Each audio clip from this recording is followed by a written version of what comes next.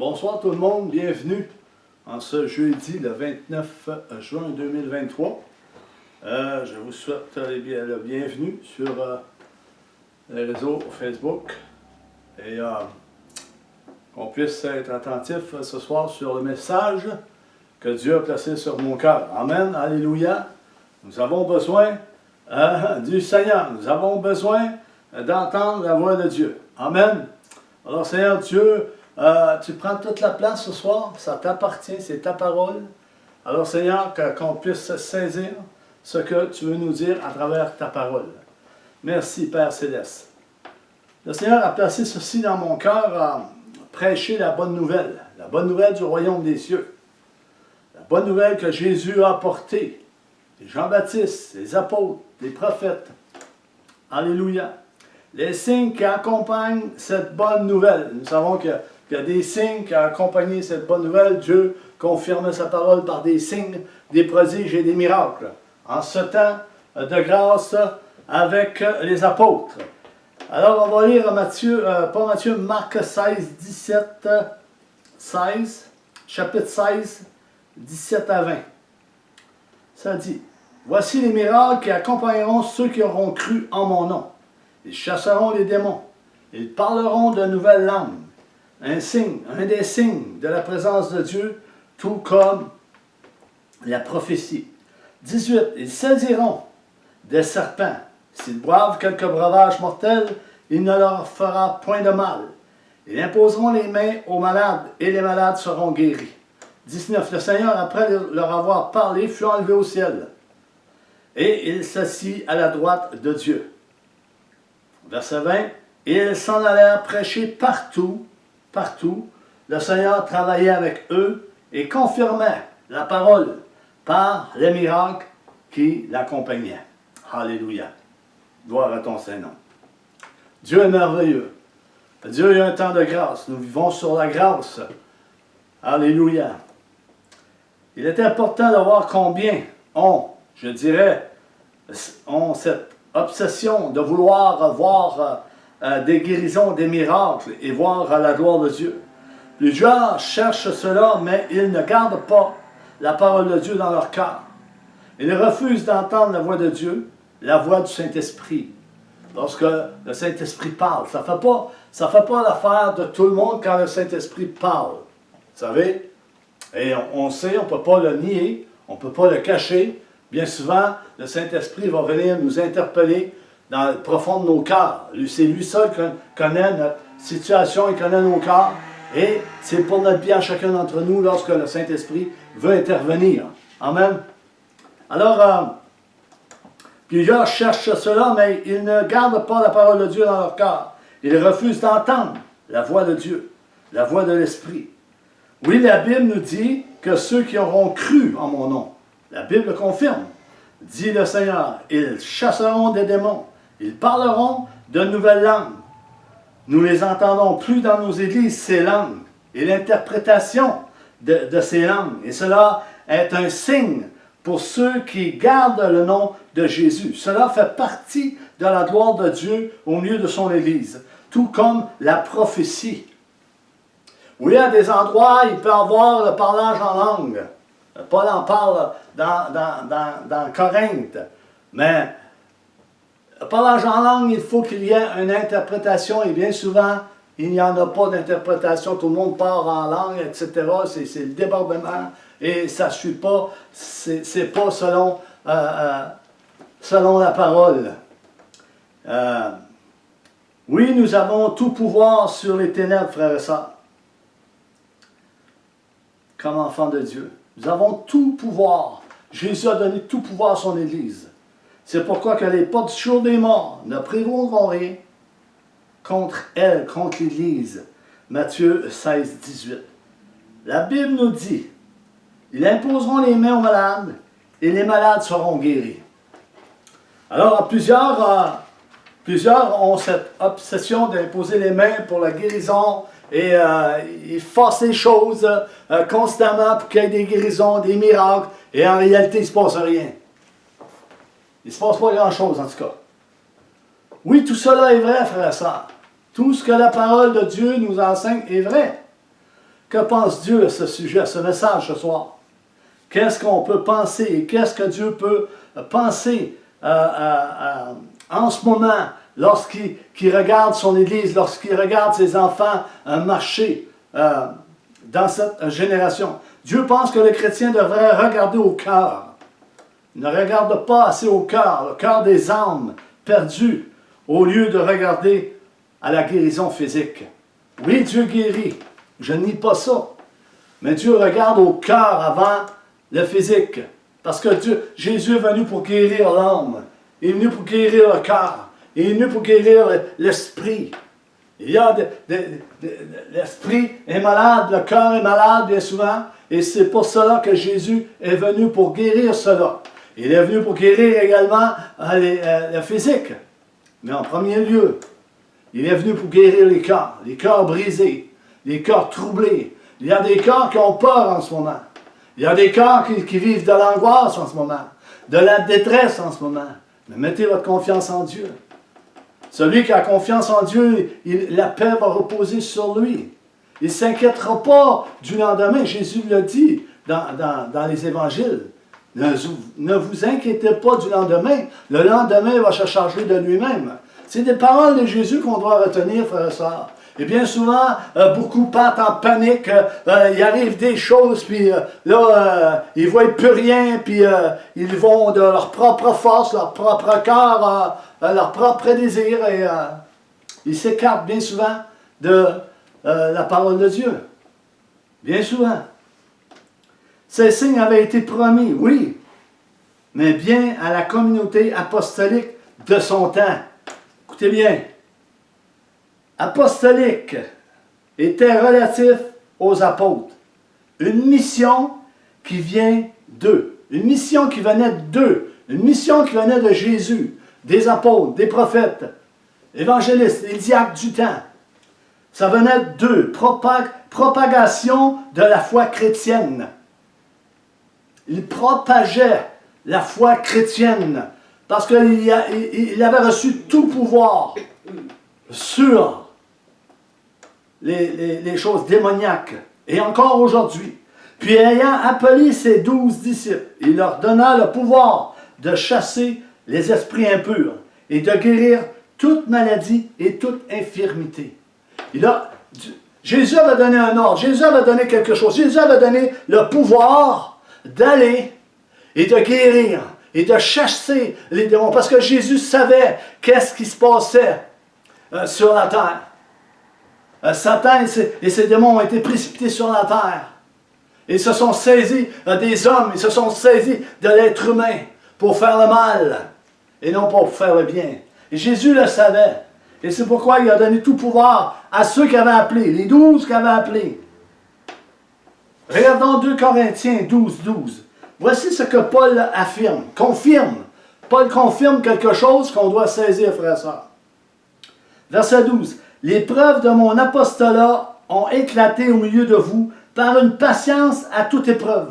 Paul était patient. Vous savez que les faux docteurs ou les frères de ce temps croyaient que Paul marchait selon la chair. Ils ne discernaient pas que Paul était sous l'onction de Dieu. Ils ne discernaient pas cela. Et Paul dit, je ne combats pas, je ne combats pas avec la chair. Les armes avec lesquelles je combats sont spirituelles. Et beaucoup de frères ne voyaient pas cela.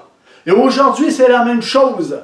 Beaucoup ne voient pas l'onction de Dieu, ne voient pas l'action du Saint-Esprit dans certaines personnes. Et pourtant, le Saint-Esprit est là.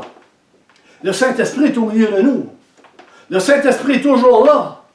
Dieu est toujours là. Il n'est pas loin de nous, il est près de nous. Il est là au milieu de l'Église. Et il est là pour bâtir son Église.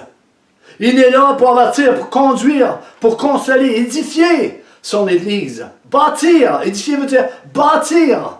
Bâtir, c'est pierres. Nous sommes des pierres vivantes et non des pierres mortes. Mais malheureusement, beaucoup sont morts spirituellement.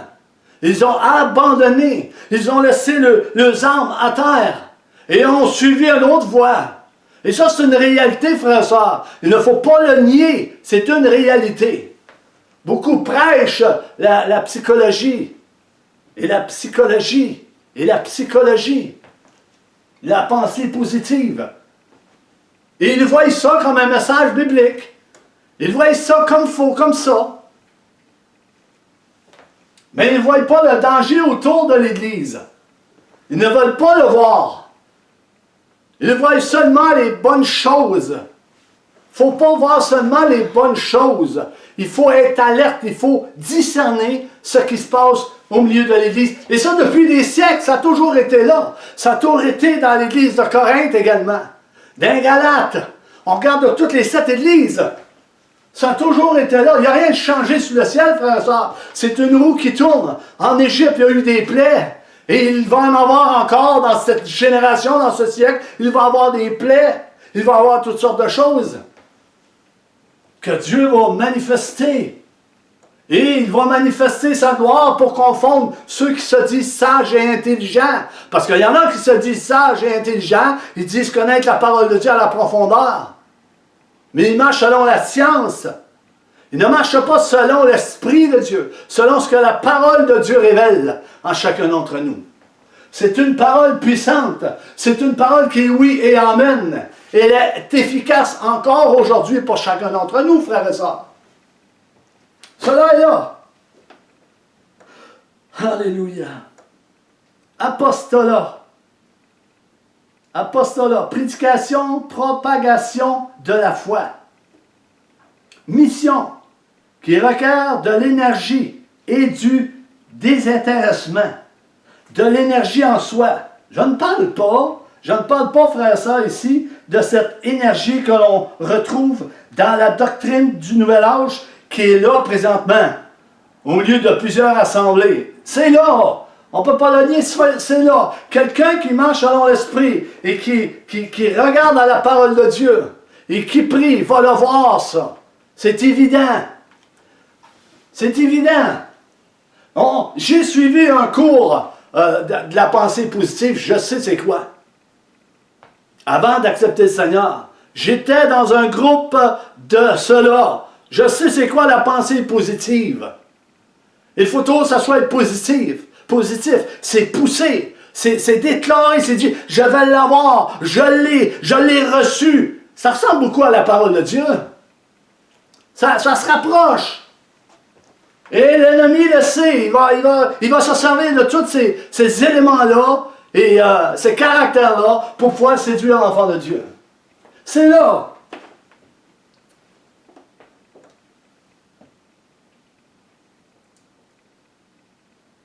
Je parle de l'endurance physique du croyant et non de l'énergie, de la persévérance de l'enfant de Dieu.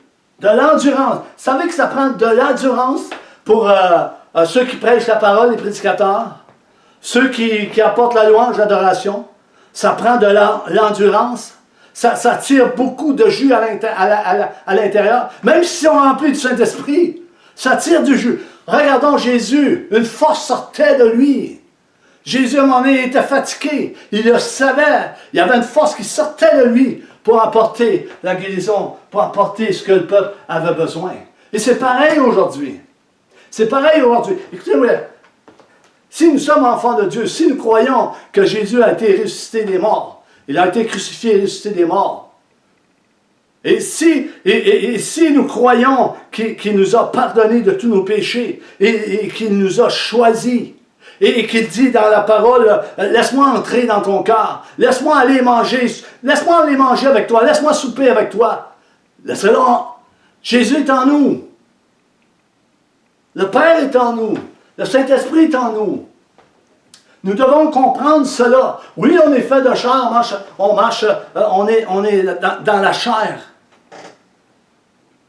Mais il faut marcher selon l'Esprit. Est-ce qu'on marche selon l'Esprit régulièrement? Non.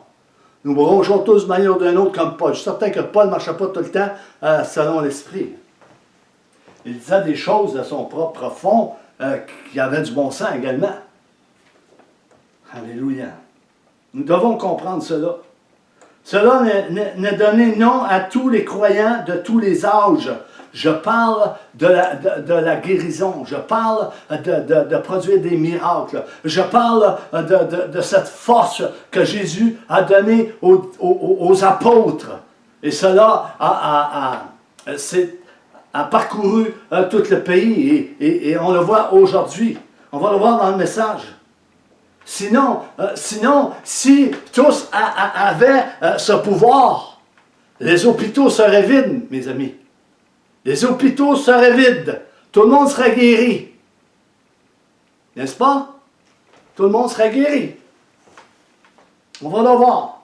Regardons ce que l'apôtre Paul va dire dans son épître au 1 Corinthiens 12, 29-30. La Bible dit par la bouche de l'apôtre Paul. C'est un apôtre Paul. Paul a effectué beaucoup de miracles, de guérisons, a chassé les démons. Un bandit que Dieu s'est servi, un tueur que Dieu s'est servi. Dieu se sert de qui il veut. Il a fait de Paul le dernier des apôtres. Est-ce qu'on a compris?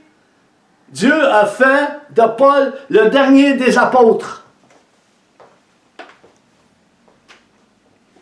Alléluia. 29. Tous sont-ils apôtres? Tous sont-ils prophètes? Tous sont-ils docteurs? Nous pouvons remarquer, frères et sœurs, que cela est dit au masculin. Tous ces caractères sont dits au masculin. Verset 30. Tous ont-ils le don des miracles? Tous ont-ils le don des miracles?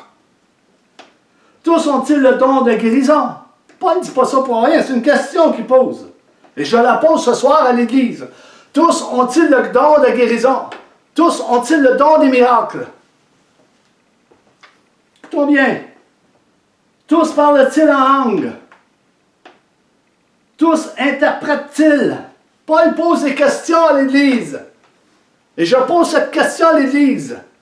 Tous ont-ils ces dons? Tous sont-ils apôtres, prophètes, évangélistes, docteurs, pasteurs, bergers? Tous ont-ils ces dons? Non, si nous regardons dans Corinthiens, Dieu distribue selon à qui il veut, à qui il plaît, quand ça y tente. Dieu le fait. C'est Dieu qui fait toutes choses. On n'a pas forcé rien, mais on doit être obéissant en toutes choses. Et l'apôtre Paul va dire par la suite, au verset 31, au verset 31 de 1 Corinthiens 12, il dit, aspirez aux dons les meilleurs, et je vais encore vous montrer une voie par excellence. Paul parlera de la charité et de l'amour dans le chapitre suivant, le chapitre 13. Nous devons prendre cette voie, frères et sœurs. Nous devons prendre cette voie sans oublier les autres choses. La voie par excellence que Paul parle, c'est la voie de l'amour, de la charité. Si l'amour n'est pas là, tu ne peux pas pratiquer les dons. Parce que l'amour est donné par le Saint-Esprit. Je vais le répéter. L'amour est donné par le Saint-Esprit. Un amour agapé, un amour ineffable, un amour qui ne meurt point, un amour qui pardonne tout. C'est l'amour de Dieu. Sans cet amour, tu ne peux pratiquer les dons. Parce que Dieu est amour.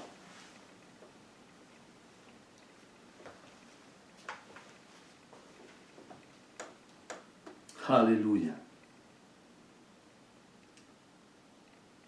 Le Seigneur travaillait avec eux, les apôtres, et confirmait la parole par les miracles qui l'accompagnaient. Les apôtres et les prophètes, Jésus travaillait avec eux. Je ne parle pas de l'amour du monde, je parle de l'amour de Dieu. Quel est l'amour de Dieu? L'amour habite où? Qui représente l'amour? Jésus représente l'amour. Jésus représente la foi. Jésus représente le royaume. Jésus représente la miséricorde. Tout est centré sur Jésus-Christ. Or, je reviens, les dons peuvent être pratiqués dans l'iniquité, parce que la parole nous en parle. Vous qui commettez l'iniquité, retirez-vous de moi. N'avons-nous pas prophétisé en ton nom, Seigneur? N'avons-nous pas guéri en ton nom? N'avons-nous pas fait ceci en ton nom et cela en ton nom? Jésus va le dire, promptement, je ne vous ai jamais connu. Pourtant, ils ont pratiqué les dons. Dieu est tellement miséricorde, il ne se répand pas de ses dons, il n'enlèvera pas le don qu'il a donné à cette personne qui marche dans l'iniquité, qui marche dans le péché. Il va le garder pour qu'il puisse s'en servir pour d'autres, pour qu'enfin qu'il soit sauvé, pour qu'enfin qu'il reçoive la bonté de Dieu, l'amour de Dieu. Alléluia. Qu'il connaisse. Qu'est-ce que Dieu s'attend de nous par rapport à ce message ce soir, frères et sœurs? Qu'est-ce que Dieu s'attend de toi? Quel plan est là pour toi, pour ta vie? C'est quoi le plan? C'est quoi Dieu a choisi pour toi? Faire des guérisons? Faire des miracles? Prêcher la parole de Dieu? Témoigner? Plusieurs vont apporter des messages sur des rêves. Embarquer dans vos rêves. Mais ils rêvent eux autres mêmes. Dieu a une mission pour chacun d'entre nous. C'est d'apporter son nom par toutes les nations, pour qu'enfin que les âmes soient sauvées. C'est la mission de l'Église, avec amour. Alléluia. Dieu veut qu'on lui obéisse tout en gardant sa parole. Parce que plusieurs peuvent obéir, mais ils ne gardent pas sa parole. Ils prennent des brides et c'était là. Ça fait mon affaire, ça ne fait pas mon affaire, je l'enlève. Ça, c'est correct. Ça, non. La parole de Dieu, frères et sœurs, on doit la prendre en totalité. Qu'on aime ça, qu'on n'aime pas ça, il faut la prendre en totalité. Parce qu'elle est où il amène la parole. Elle tranche la parole de Dieu. C'est l'épée à double tranchant. Jésus a tranché lorsqu'il est venu faire son ministère sur la terre. Il a tranché. Des moments, il parlait dur, des moments, il parlait doux. Des moments, c'est une sainte colère divine. Et c'était Jésus. Il était homme, comme chacun d'entre nous, fait de chair. Et plusieurs ne croient plus que Jésus était homme. Ils disent qu'il était Dieu. Ben ça, c'est les antichrists qui disent ça. Les antichrists disent que Jésus n'était pas homme, il était Dieu. Jésus était homme. Dieu s'est fait chair dans la personne du Seigneur Jésus-Christ pour montrer à l'humanité qu'il était la lumière du monde, pour qu'enfin que le monde soit sauvé par lui. Il était un exemple, exemplaire, dans la chair, qui est venu sur cette terre pour nous montrer que cela est possible de le suivre. Cela est possible de le suivre. Alléluia. Malgré toutes les choses qui peuvent nous envahir autour de nous. Cela est possible. Alléluia. Plusieurs n'obéissent plus à la parole de Dieu. Ils se sont choisis un évangile pour eux-mêmes. C'est vrai, frères et sœurs. Il y en a qui se sont choisis un évangile pour eux-mêmes. Ils prennent des brides ici et là, ils coupent ici et là, ils séduisent des frères et des sœurs. Savez-vous que les faux docteurs sont très rusés et c'est dangereux de les écouter? Parce que dans un sens, ils disent la vérité, mais ils font des coupes à des endroits. Et celui qui n'est pas enraciné en Jésus-Christ, celui qui ne lit pas et qui ne garde pas la parole de Dieu, il se fait séduire. Ah, c'est bon. Oui, mais il coupe des brides dans la parole de Dieu. Retranche rien de la parole de Dieu. Apporte tout ce que la parole de Dieu dit. Alléluia. C'est un danger. J'ai déjà prêché là-dessus. Sur les faux docteurs. Alléluia. Ils choisissent eux-mêmes l'évangile qu'ils veulent apporter. Est-ce que c'est ça que nous voyons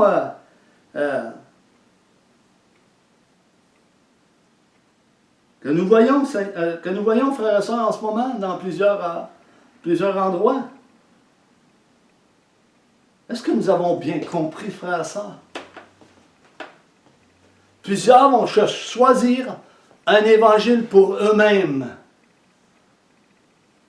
pour leur propre intérêt. Ah, c'est pas général, mais il y en a. Et ça se répand. Ça se répand. Ça fait des pommes pourrites. Puis ça amène à les divisions, ça amène les querelles, ça amène toutes sortes de choses. Pourquoi? Parce qu'ils sortent de la parole de Dieu. Alléluia. Paul ne dit-elle pas dans les Galates également? Paul dit, ça m'étonne que vous passez un autre évangile de celui que vous avez reçu. Paul était étonné de voir les Galates de passer par un autre chemin, prendre un autre évangile que celui qu'il avait entendu. Et aujourd'hui, plusieurs ont entendu l'évangile du Seigneur Jésus-Christ depuis leur conversion. Depuis le moment où ils ont reconnu leur péché. Ils se sont repentis. Mais avec le temps, ça s'est estompé, ça s'est perdu en chemin. Ça s'est refroidi en chemin. Et Dieu veut ramener ces choses. Pour ramener ces choses, Dieu va reprendre. Dieu va corriger. Puis Dieu va bénir au travers. Et il va consoler. Il va donner une solution pour que l'enfant de Dieu puisse s'en sortir. Il y a une solution avec Dieu. Il y a de l'espoir avec Dieu. Mais pas avec les hommes. Avec Dieu, il y a de l'espoir. Amen. Alléluia. Est-ce que Dieu peut permettre que quelqu'un d'autre puisse faire ce que les apôtres ont fait de la part du Seigneur? Bien oui. Bien oui, on le voit dans la parole de Dieu. Nous voyons Philippe, qui est un évangéliste et diacre. Il va faire beaucoup de miracles et de prodiges dans la ville de Samarie. On le voit dans Actes 8, 4 à 13. Dans ce texte, il nous parle d'un nommé Simon qui exerçait la magie. Et il avait longtemps étonné les Samaritains par ses actes de magie, par ses enchantements. La magie, c'est de l'enchantement. Et de l'enchantement, la parole de Dieu nous en parle. Un faux esprit, des fausses manifestations, des choses qui se font, qui n'est pas fait selon l'Esprit de Dieu. Et là, il y a certains pouvoirs, les ténèbres, frères et sœurs. Mais nous sommes plus qu'un vainqueurs dans le nom de Jésus-Christ, qui habite en nous. C'est du moins si Christ habite en nous. Des enchanteurs. Il y en a des enchanteurs. Apocalypse 22, 15 nous dit ceci. Dehors les chiens. Il parle assez sévère. Dehors les chiens. Les enchanteurs, les impudiques, les meurtriers, les idolâtres et quiconque aime et pratique le mensonge. Dehors! Jésus n'en veut pas. On n'en veut pas nous autres non plus dans nos églises. Des enchanteurs, des menteurs, des cupides, des idolâtres, de l'impureté. On n'en veut pas. On n'en veut pas. Et c'est pourquoi que Dieu a donné des dons pour que ces gens, que ces choses soient dévoilées. Pour qu'enfin que la personne tombe à genoux et dise « Dieu est vraiment au milieu de vous, je me repens de tout le mal que j'ai fait. Alléluia! » Et le Seigneur le guérit. Il y enlève tout. Amen. Alléluia. Gloire à Dieu. Seul Dieu peut faire ces choses. Le but et l'objectif du message, frères et sœurs, le but de Dieu,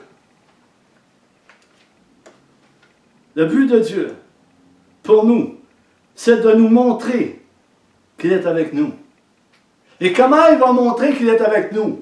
Pas seulement avec lire la parole de Dieu. Non, il va nous montrer qu'il est avec nous par des manifestations de son esprit à travers les dons, à travers les miracles, à travers les guérisons, à travers la prophétie, à travers l'amour, à travers le changement, à travers la repentance, à travers le pardon, à travers la réconciliation, à travers la restauration, à travers une parole de connaissance qui va être lancée au milieu de l'Église et qui va toucher la personne et que la personne va se repentir en disant que Dieu est vraiment au milieu de nous. Est-ce qu'on a oublié ces choses? Alléluia. Il ne faut pas oublier ces choses. Il nous a tout donné pour arriver vers le but, la rédemption, un rachat éternel. Alléluia. 2 Pierre 1,3, ça nous dit, comme sa divine puissance nous a donné tout ce qui contribue à la vie. Dieu nous a tout donné à ce qui contribue à la vie en lui, à la vie de tous les jours, marchant de gloire en gloire, de progrès en progrès, dans l'amour, et obéissant à ce que nous entendons de l'Esprit et ce que nous entendons de la parole de Dieu par des prédicateurs que Dieu a choisis. Alléluia. Marc 16, chapitre 16, verset 16. Celui qui croira et qui sera baptisé sera sauvé.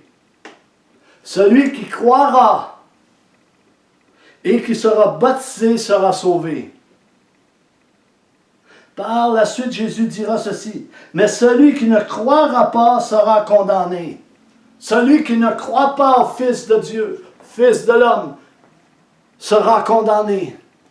Ne crois pas que Jésus est venu en chair et en os, apporter le témoignage de la lumière au milieu des ténèbres. Nous parlons ici de quoi, frères et sœurs? Nous parlons de quoi ici? Nous parlons de la foi au salut de Dieu. Nous parlons de la foi au salut de Dieu. Crois-tu que Jésus t'habite? Crois-tu que le Saint-Esprit t'habite? Crois-tu que Dieu t'habite?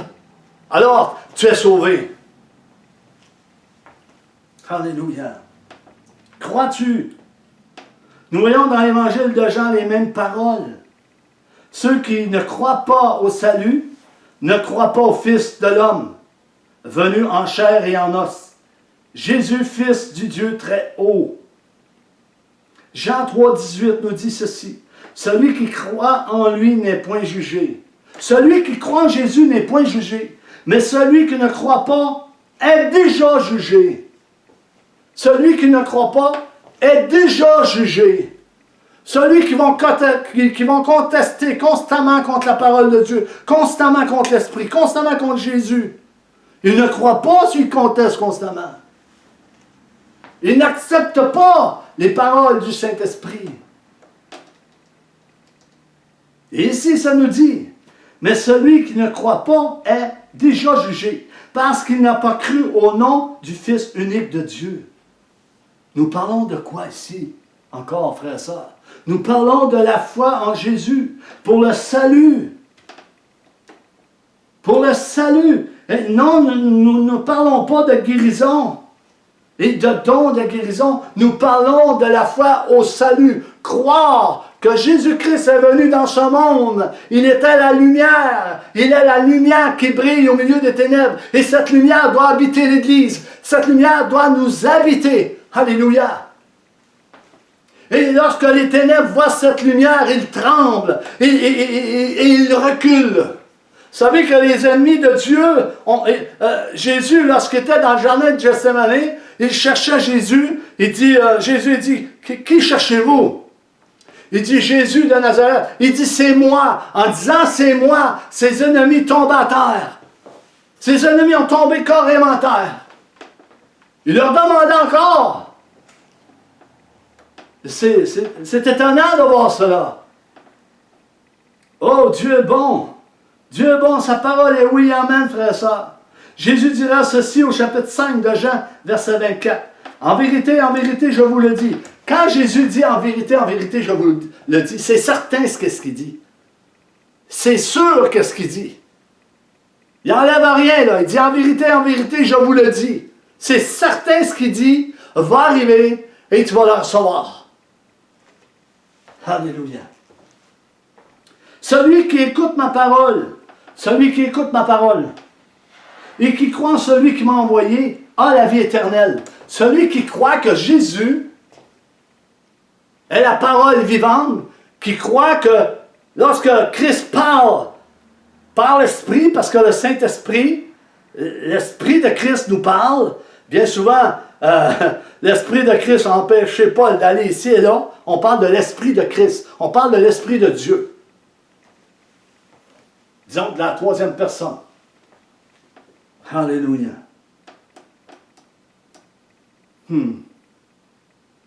Ah, la vie éternelle. Il ne vient point en jugement, mais il est passé de la mort à la vie. Celui qui croit, il est passé, il ne vient pas en jugement, mais il est passé de la mort à la vie. Il est à mort, mais il est passé à la vie, parce qu'il a cru aux paroles de Jésus. Et aujourd'hui, plusieurs ne croient plus aux paroles de Jésus. Ne croient plus à cet évangile qui change, qui transforme, qui bénit, qui nous apporte la paix, qui nous justifie par le sang de Christ et par son esprit, qui nous a libérés de la noirceur, frères et sœurs.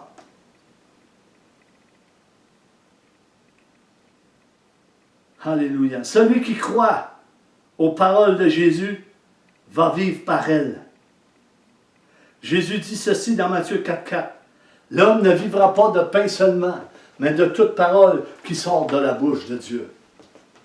Plusieurs se nourrissent de quoi aujourd'hui? L'Église doit se nourrir de la parole de Dieu. Nous sommes l'Église.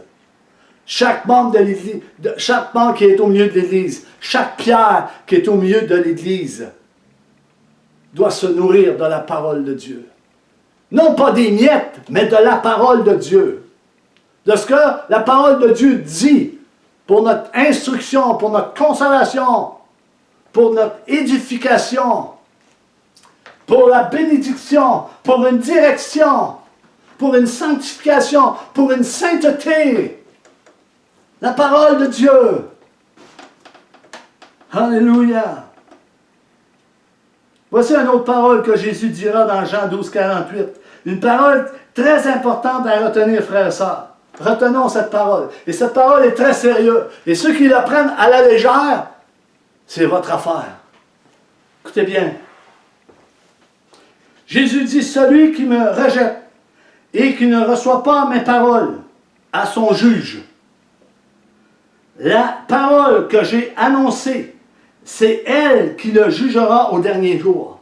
La parole que le Saint-Esprit a annoncée par la bouche de Jésus-Christ, c'est elle qui jugera celui qui l'a entendu, qui l'a rejeté.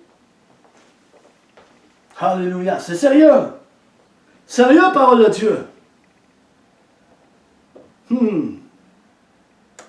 Quand tu n'as pas cru à ce que tu as entendu venir du Saint-Esprit.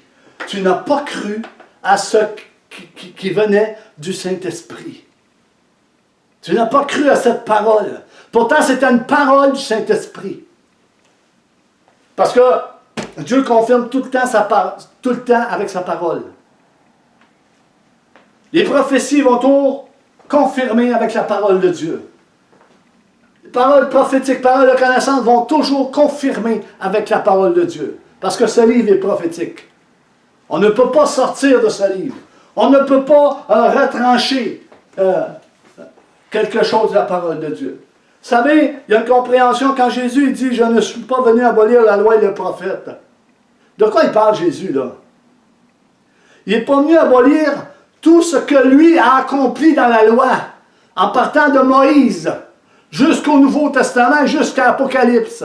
Il n'est pas venu abolir, il est venu accomplir par sa personne, par le Saint-Esprit, par la grâce qui était là, également dans la loi. Il est venu accomplir tout ce qu'il avait fait à travers les hommes. 1 Pierre 10, ça dit que les prophètes avaient l'Esprit de Christ en eux. Pas sur eux, pas côté, en eux. Ils avaient l'Esprit de Christ en eux. Ils proclamaient ce Jésus. Alléluia. Ils proclamaient cette grâce. Ils reprenaient, ils redressaient pour qu'enfin que le peuple marche dans la droiture et la sainteté de Dieu. Et plusieurs ont été rebelles aux paroles du Saint-Esprit. Ils ont raidi le coup. Et encore aujourd'hui. Il y en a qui marchent avec le cou raide. Il faut relâcher, frères et sœurs. Il faut relâcher ces choses. L'objectif de Dieu pour nous, c'est que nous gardions sa parole écrite dans nos cœurs et que nous marchions en obéissance à sa parole, car beaucoup marchent en ennemis de Christ. L'apôtre Paul l'a souvent répété, Philippiens 3,18, aux auditeurs, aux frères, car il y en a plusieurs qui marchent en ennemis de la croix. Philippiens 3,18. Le texte dit ceci, car il y en a plusieurs qui marchent en ennemis de la croix de Christ. Je vous en ai souvent parlé, et j'en parle maintenant encore en pleurant. Pourquoi Paul pleurait? Parce que le nom de Christ était défait. Plusieurs apportaient toutes sortes de choses, étaient ennemis de la croix, ne percevaient pas les paroles de Paul par le Saint-Esprit qui communiquait aux enfants de Dieu. Ils étaient rebelles. Et Paul pleurait pour cela. Il pleurait pour ces gens. Est-ce que l'Église pleure pour ceux qui prêchent la parole de Dieu? Pour les serviteurs, pour les familles, pour les enfants? Est-ce que l'Église pleure? Est-ce qu'il y a des cris? Sûrement, il y a des cris à quelque part. Je sais qu'il y a des cris à quelque part. Il y a des pleurs à quelque part. Parce que j'en parlerai pas. Je le sais. Je sais de quoi je parle. Alléluia. Pleuraient ceux qui ne se conforment pas à l'évangile de tout ce que la Bible affirme.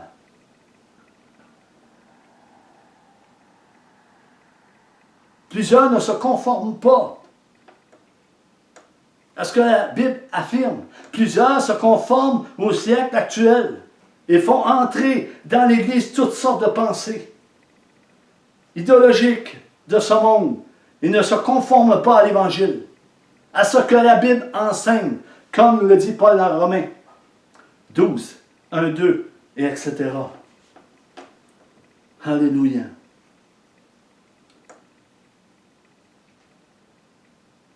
Mais ils ne gardent pas la parole de Jésus et son enseignement. Ils n'entendent plus la voix de Dieu et ils veulent guérir les malades. Ils sont eux-mêmes malades dans un sens. Je parle du cœur, frères et sœurs. Dieu veut ton cœur, ton âme. C'est ça qu'il veut toucher. Dieu veut toucher notre cœur pour qu'on soit sauvé, qu'on soit transformé, qu'on marche dans la sainteté, dans la sanctification. Ensuite vient la guérison physique et les miracles et ainsi de suite. Dieu veut guérir l'âme, veut guérir le cœur et l'esprit avant le physique. C'est bien, la parole de Dieu, ce que dit la parole de Dieu. N'a-t-il pas dit dans la parole de Dieu? Il vaut mieux entrer dans le royaume des cieux avec un membre en moins que d'être jeté dans un feu qui ne s'éteindra point. On parle de l'AGN, un feu qui ne s'éteindra point. Voici ce que dit Jésus dans Matthieu 5, 29. Il dit, si ton œil droit est pour toi une occasion de chute, arrache-le loin, arrache-le et jette-le loin de toi, car il est avantageux pour toi qu'un seul de tes membres périsse et que ton corps entier ne soit pas jeté dans la géhenne. Parle en parabole ou directement, frère et sœur? Est-ce que quelqu'un peut arracher son œil?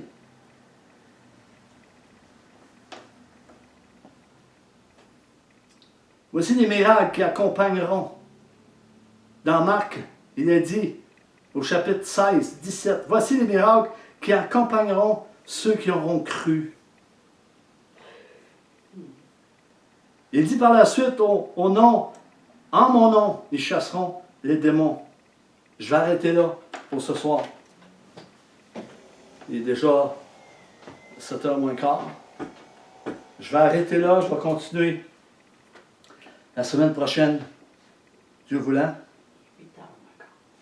8h moins quart. Je me suis trompé. Alléluia. Seigneur Dieu, je te prie pour l'Église.